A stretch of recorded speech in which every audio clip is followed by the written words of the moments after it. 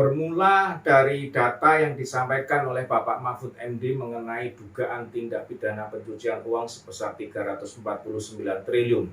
Akhirnya diadakanlah rapat dengan anggota Dewan, Bapak Mahfud MD diundang ke Senayan.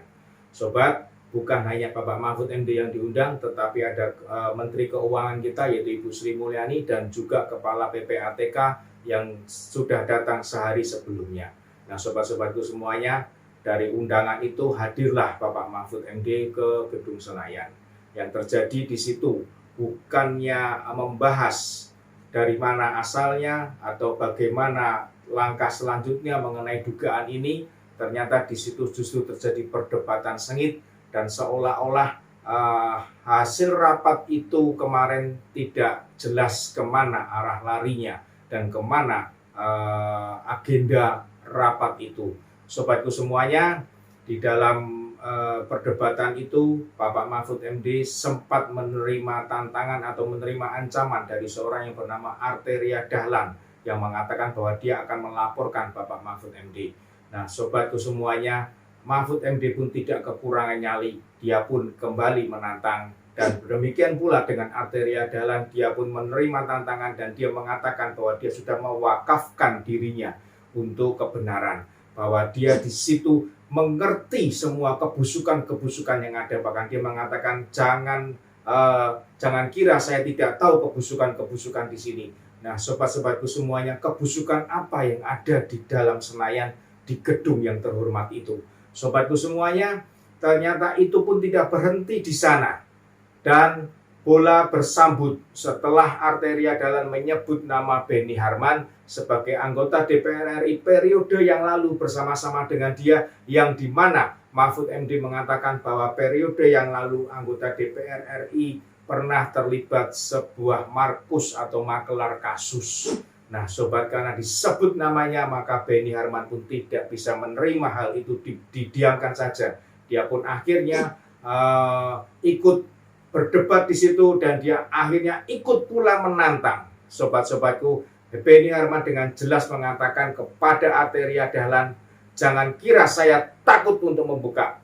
Berani kita buka-bukaan. Nah, sobat-sobatku semuanya, dari harusnya menyikapi laporan dugaan tindak pidana pencucian uang, ternyata kita disajikan sebuah sinetron, sebuah film pendek yang di situ terlihat jelas bahwa anggota DPR RI tidak semuanya bersih dan tidak semuanya sempurna seperti yang diakui oleh Arteria Dahlan. Padahal kita semua menginginkan anggota dewan itu betul-betul sebagai wakil kita di parlemen, betul-betul wakil yang menyuarakan suara rakyat, di mana menghubungkan antara pemerintah dengan rakyat sehingga pembangunan bisa masuk dan bisa diterima oleh rakyat dengan baik.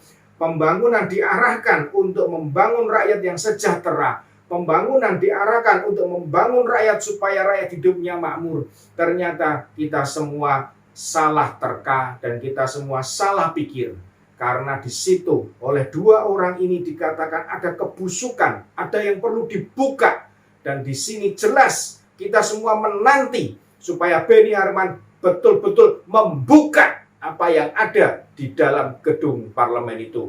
Nah, sobat, satu hal lagi yang perlu kita pertanyakan karena ini sungguh mengagetkan kita. Kenapa undang-undang perampasan aset yang dirancang oleh pemerintah, yang diajukan ke DPR agar disahkan sehingga pemerintah bisa melakukan perampasan atau penyitaan aset terhadap pejabat yang melakukan korupsi. Pemerintah bisa mengeksekusi sehingga hal itu tentunya bisa membuktikan kinerja pemerintah bahwa korupsi tidak dibiarkan bertumbuh di negara ini dan itu bisa menimbulkan efek jera bagi sebagian mereka yang sudah merancang atau melakukan korupsi.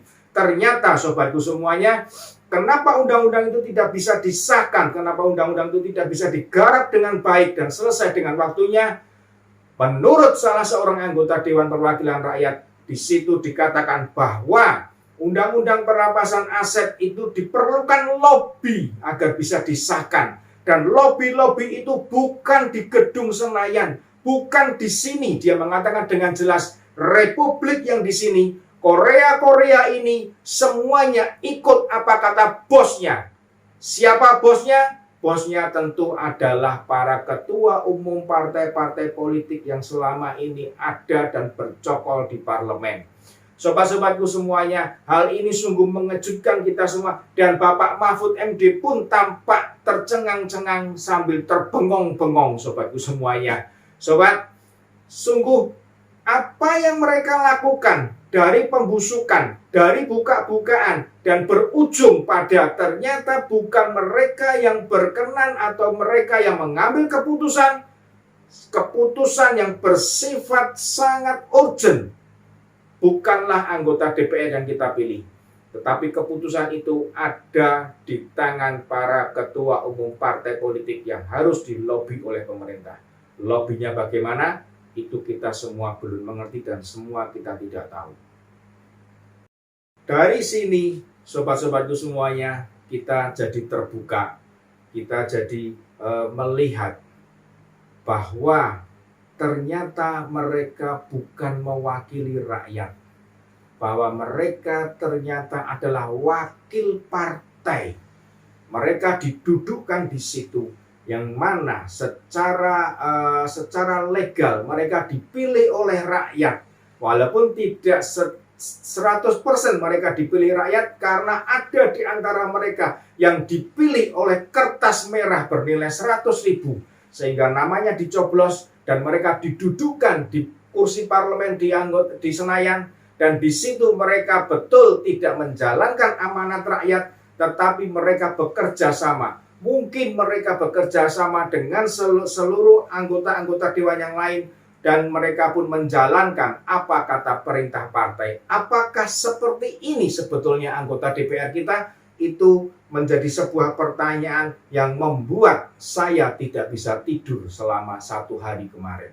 Sobat-sobatku semuanya, hal ini sangat mengejutkan kita semua, dan hal ini menjadi pelajaran kita semua, bahwa dari hasil kemarin bukan anggota dewan yang menjadi wakil rakyat, tetapi Bapak Mahfud MD menjadi wakil rakyat, di mana dia ingin supaya undang-undang perampasan aset diresmikan, disahkan sebagai bentuk aspirasi rakyat yang mengingini korupsi segera dibasmi, tetapi itu kembali kepada para ketua partai. Sobat-sobatku semuanya, pada ujung rapat Mahfud MD sempat mengatakan bahwa dari tadi selalu berputar-putar di sini. Perdebatan demi perdebatan yang sebetulnya tidak berfungsi, perdebatan yang sebetulnya tidak berguna, tetapi justru dari perdebatan itu menunjukkan bahwa kapasitas anggota dewan kita ternyata hanya sebatas itu.